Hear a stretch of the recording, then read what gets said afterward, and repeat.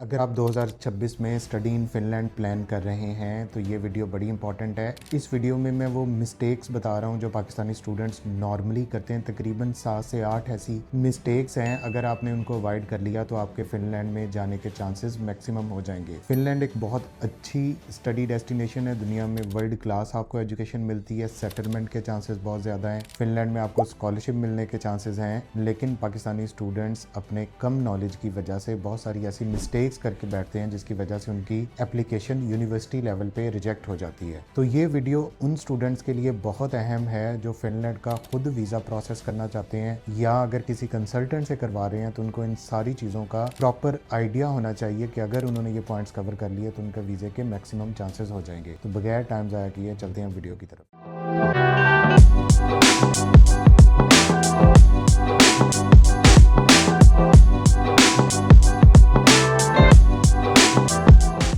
Video को पूरा देखने के बाद अगर आपके माइंड में स्टिल कोई क्वेश्चन है तो वीडियो के नीचे कमेंट करें, इसका मैं खुद रिप्लाई बैक करता हूं। इसके अलावा अगर आप फिनलैंड या यूरोप की किसी और कंट्री का स्टडी वीज़ा प्रोसेस करवाना चाहते हैं तो जो ऊपर स्क्रीन पे नंबर आ रहे हैं वहां पे आप हमें कॉन्टैक्ट करें, हमारी टीम आपको रिप्लाई बैक करेगी और आप अपनी कंसल्टेंसी सर्विसेज जो है वो हमसे ले सकते हैं। हमने काफ़ी ज़्यादा स्टूडेंट्स को बाहर भेजा हुआ है। तो ये वीडियो स्पेसिफिकली फिनलैंड के लिए है जिसमें मैं स्टूडेंट्स की मिस्टेक्स के बारे में बता रहा हूँ। जो स्टूडेंट्स मोस्टली खुद अप्लाई करना चाहते हैं तो वो कैसे इन मिस्टेक्स को अवॉइड कर सकते हैं। जो सबसे पहली मिस्टेक है और मोर इम्पॉर्टेंट मिस्टेक ये है कि प्रोग्राम स्पेसिफिक रिक्वायरमेंट्स यूनिवर्सिटीज़ की स्टूडेंट्स प्रॉपरली रीड नहीं करते। पाकिस्तानी स्टूडेंट्स ये ज्यूम कर लेते हैं कि फिनलैंड में हर यूनिवर्सिटी में अगर बैचलर में जा रहे हैं या मास्टर्स में जा रहे हैं तो उसका एडमिशन क्राइटेरिया सेम है, हालांकि ऐसा कुछ नहीं है। फिनलैंड में तकरीबन आपको 11 यूनिवर्सिटीज़ और 22 यूनिवर्सिटीज़ ऑफ अप्लाइड साइंसेज हैं। इन सब का क्राइटेरिया डिफर करता है एक दूसरे के साथ। फॉर एग्जांपल जनरली मैं आपको बता दूं कि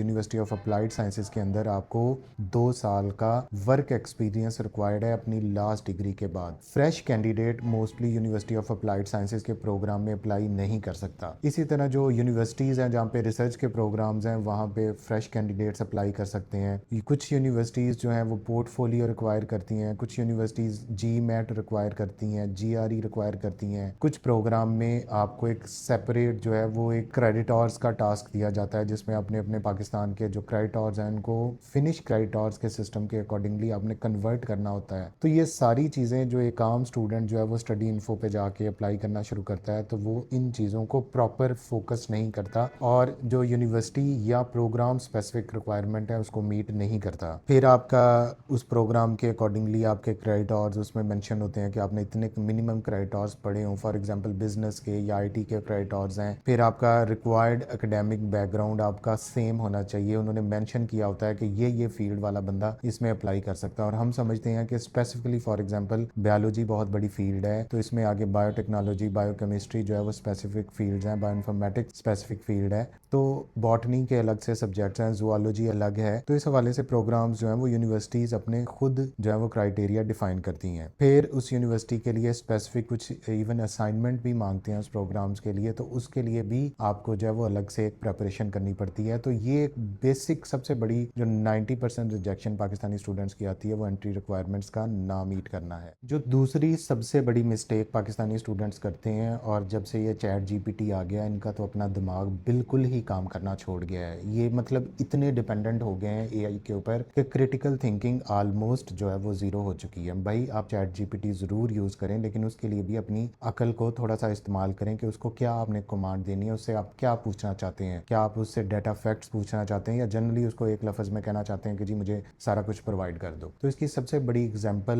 मिस्टेक के हवाले से ये है कि जो आपका मोटिवेशन लेटर है या स्टेटमेंट ऑफ पर्पज़ है वो इतना जनरल लिख लेते हैं, इतना जो है वो उसको लिख के एक ही दफ़ा में चाहते हैं कि हम सारी यूनिवर्सिटीज़ में हर प्रोग्राम्स में जो है वो उसको अप्लाई कर लें, और मोस्टली ये कॉपी पेस्ट होता है, AI जनरेटेड होता है। तो इस वजह से फिनलैंड की यूनिवर्सिटीज़ के पास प्रॉपर सॉफ्टवेयर स्कैनर्स हैं जो एआई कंटेंट को या प्लेजरिज्म को प्रॉपरली उस चीज़ को स्कैन करते हैं। तो जब भी आप स्टडी अब्रॉड का सोचें, आपका मोटिवेशन लेटर बहुत क्लियर होना चाहिए। आपके मोटिवेशन लेटर में क्या चीज़ें होनी चाहिए? सबसे इंपॉर्टेंट चीज़ जो मोटिवेशन लेटर में ये होती है कि आपने इस प्रोग्राम को क्यों चूज़ किया, इसकी रेलिवेंस क्या है आपकी प्रीवियस स्टडीज़ के साथ, और इससे आपके एकेडमिक कैरियर्स या आपके गोल्स का क्या लिंक है, और ये यूनिवर्सिटी आपने क्यों सेलेक्ट की। देखें, इसमें बहुत सारे पाकिस्तानी बच्चे कहानियाँ सुनानी शुरू कर देते हैं, इमोशंस को लेके आते हैं, जी मुझे स्कॉलरशिप चाहिए, मैं बहुत गरीब हूँ, ये प्रोग्राम मुझे बहुत पसंद है, मेरी बचपन से ख्वाहिश थी। तो ये सारी रॉन्ग स्टेटमेंट है। एक्चुअल फैक्ट की बेस्ड पे आपने बताना है कि ये प्रोग्राम करने से आपका सोसाइटी में क्या फ़ायदा होगा, इसका इम्पैक्ट क्या आएगा आपकी सोसाइटी में। तो फिर जो है वो ये डिग्री पूरी करने के बाद अगर मैं पाकिस्तान वापस आता हूँ तो उससे क्या फ़ायदा होता है। ये वो चीज़ें हैं जिसकी बेस पे आपको आगे चीज़ें मिलेंगी। तो आपके एकेडमिक कैरियर और गोल्स के हवाले से आपका जो मोटिवेशन लेटर है वो उसके साथ मैच होना चाहिए। आपको प्रॉपर किसी प्रॉब्लम सॉल्विंग की तरफ जाना है उस डिग्री के बाद। फॉर एग्जाम्पल, पाकिस्तान में फूड सिक्योरिटी का प्रॉब्लम है, अच्छी डाइट का प्रॉब्लम है, हेल्थ का प्रॉब्लम है, पोल्यूशन का प्रॉब्लम है, एनवायरनमेंट का प्रॉब्लम है, एनर्जी क्राइसिस है। तो ये सारी चीज़ें जो है वो आपने उसको उस चीज़ के साथ स्पेसिफिकली रिलेट करना है। अब तीसरी जो एक कॉमन मिस्टेक है जिसको स्टूडेंट समझ लेते हैं कि शायद ये फॉर ग्रांटेड मिल जाएगी हमें चीज़, या हम ऐसे कर देंगे तो शायद यूनिवर्सिटी दे दे। वो सबसे बड़ी ये है कि आपकी इंग्लिश की रिक्वायरमेंट का मीट ना करना, या आइल्स या इंग्लिश टेस्ट का जो है वो प्रॉपर यूनिवर्सिटी के म्यार के ऊपर पूरा ना उतरना। बहुत सारे स्टूडेंट्स ये समझते हैं कि अगर फिनलैंड में यूनिवर्सिटीज़ ने 6.5 बैंड ओवरऑल मांगा है और नॉट लेस दैन 6 लिखा है, तो अगर मेरे किसी एक मॉड्यूल में 5.5 है या 5 है तो वो चल जाएगा, यूनिवर्सिटी शायद इस चीज़ को एग्जम्प्ट कर देगी। तो ऐसा बिल्कुल नहीं है। जो एक बेस क्राइटेरिया यूनिवर्सिटी सेट कर देती है अपने पीटी के लिहाज से या अपने इंग्लिश रिक्वायरमेंट के लिहाज से, तो वो आपको लाजमी मीट करना होता है। बहुत सारे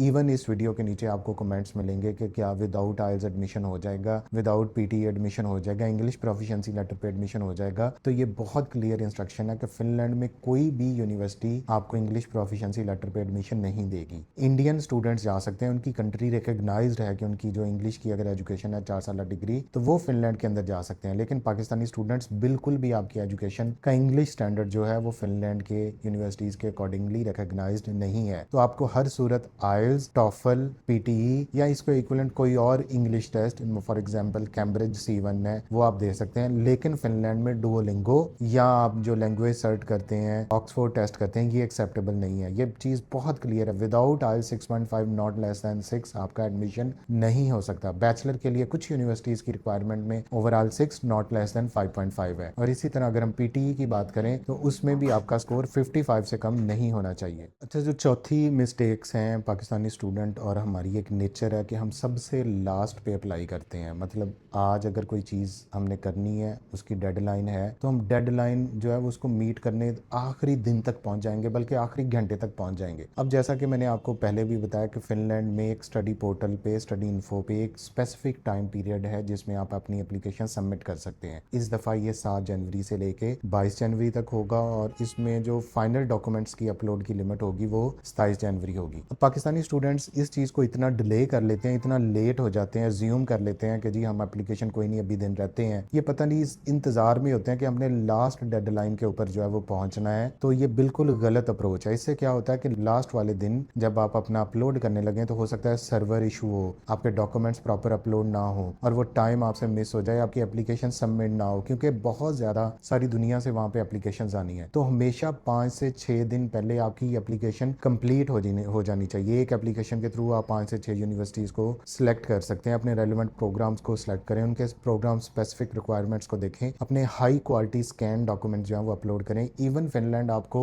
डॉक्यूमेंट्स को रीनेमिंग करने के बारे में भी कहता है कि फॉर एग्जांपल अगर आपकी डिग्री है तो बैचलर्स डिग्री जो है वो पीडीएफ का नाम होना चाहिए, पासपोर्ट है तो पासपोर्ट स्कैन उसका नाम होना चाहिए, ट्रांसक्रिप्ट है तो बैचलर ट्रांसक्रिप्ट उसका नाम होना चाहिए। तो ये वो मिस्टेक्स हैं जो पाकिस्तानी स्टूडेंट्स इसको एंड टाइम पे ले जाते हैं और डेडलाइन को मीट नहीं कर पाते, और ये सोचते हैं कि शायद हमें डेडलाइन में कोई एक्सटेंशन मिल जाएगी या हम बाद में यूनिवर्सिटी को ईमेल कर देंगे। तो ऐसा कुछ नहीं है, आपने उसी टाइम फ्रेम में अपनी एप्लीकेशन को जो है वो कंप्लीट करना है। अब जो पांचवी सबसे बड़ी मिस्टेक है वो गलत डॉक्यूमेंट्स का अपलोड करना है। गलत डॉक्यूमेंट से मुराद ये है कि पहली चीज़ जो पाकिस्तानी स्टूडेंट्स हर एक के पास मोबाइल है, ये अपने मोबाइल से कैम स्कैनर की तरफ जाते हैं। कैम स्कैनर देखें आपको एक एंगल से टिल्ट कर देता है आपके डॉक्यूमेंट को। अगर ये मोबाइल में पकड़ के इसे करूं तो ये मेरा सेंट्रल कैमरा है, तो ये पूरे डॉक्यूमेंट को प्रॉपरली स्कैन नहीं नहीं कर सकता और इसकी रेजोल्यूशन जो है वो लो हो जाती है। तो हमेशा अपने डॉक्यूमेंट्स प्रॉपर स्कैनर से फ्रंट और बैक उसकी जो है वो होनी चाहिए। फिर जो है वो आपके गलत फाइल नेम आप रख देते हैं, पासपोर्ट की फाइल जो है वो उसका नाम जो है वो आपने सिंपल PDF नंबर कोई रखा हुआ है वही जो है वो ऊपर अपलोड कर देते हैं। फिर अनअटेस्टेड जो है वो डॉक्यूमेंट्स होते हैं। आपको पता है कि फिनलैंड में आपके HEC से कम आपके डॉक्यूमेंट्स बैचलर की डिग्री जो है वो टेस्ट होनी चाहिए। इसी तरह IBCC से आपके जो है वो इंटर की और आपके मैट्रिक की डिग्री जो है वो टेस्ट होनी चाहिए। मिस्टेक ये भी करते हैं कि पूरे डॉक्यूमेंट्स अपलोड नहीं करते।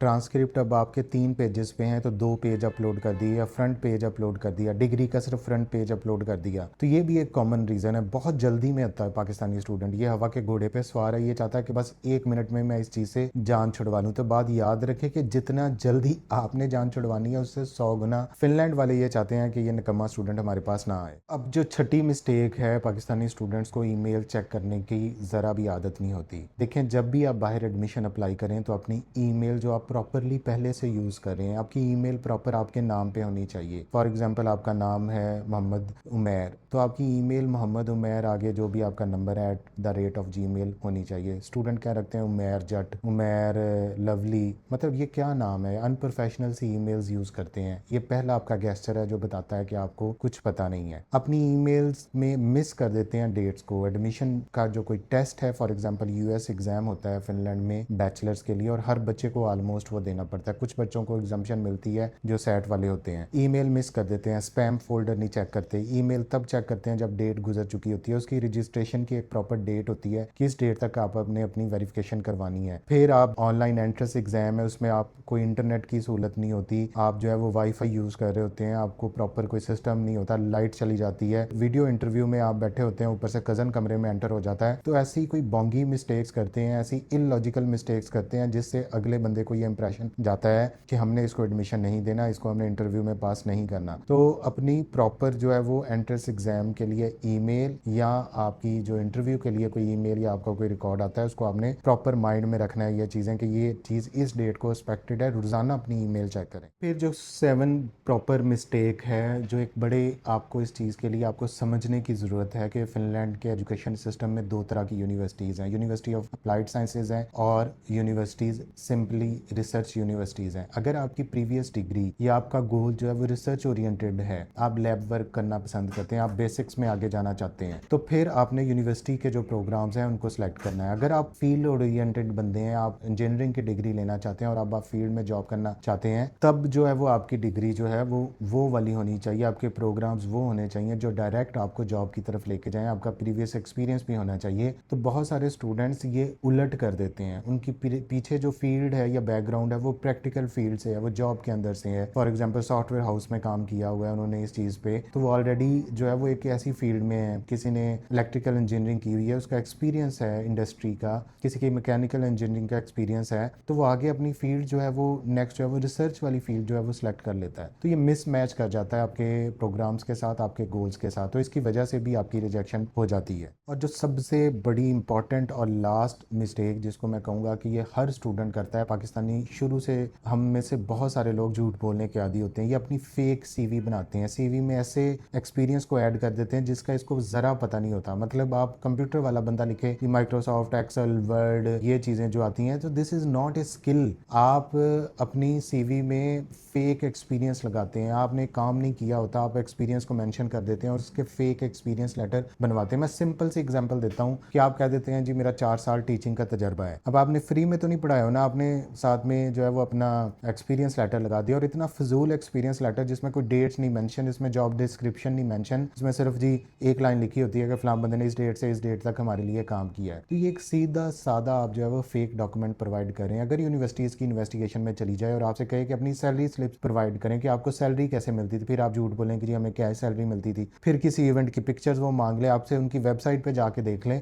तो ये एक बहुत जनरल कॉमन मिस्टेक है कि पाकिस्तानी स्टूडेंट जो वो सच को छुपाता है और झूठ बोलने के लिए उसको बहुत सारे और झूठ बोलने पड़ते हैं। तो वर्क एक्सपीरियंस को जो है वो फेक लगाते हैं, फेक इंटर्नशिप्स लगाते हैं, फेक जो है वो अपनी लिंक्डइन प्रोफाइल बनाते हैं, उस पर इतनी ज़्यादा चीज़ें मेंशन होती हैं। जब वो लाइव इंटरव्यू में जो है यूनिवर्सिटी वाला आपकी प्रोफाइल को देख रहा होता है और आपसे क्वेश्चन पूछता है, तो फिर आपकी जो है वो टांगे कांप रही होती हैं। तो हमेशा जेन्युइन रहें, टू दी पॉइंट रहें। आप पढ़ने के लिए जा रहे हैं, आप कोई जुर्म करने के लिए नहीं जा रहे। आप इसमें अपना सीधा अपना गोल बताएं कि यार मुझे इसमें ये जाने का फ़ायदा है, मुझे ये ये है, तो जो आपकी नीयत है, अगर आप शुरू से इस चीज़ में डगमगाएंगे तो आपको एडमिशन नहीं मिलेगा। अगर आप ये सारा प्रोसेस खुद कर लें तो सबसे अच्छा है, लेकिन अगर आप अपनी इन सारी चीज़ों में कोई प्रॉपर गाइडलाइन जिसमें इनका ऑलरेडी हमारा एक्सपीरियंस है आप वो लेना चाहते हैं, तो आप हमसे रब्ता करें, आपको हम फिनलैंड ज़रूर भेज देंगे। और हमारे पास फिनलैंड के अलावा बाकी भी काफ़ी सारी ऑप्शन है।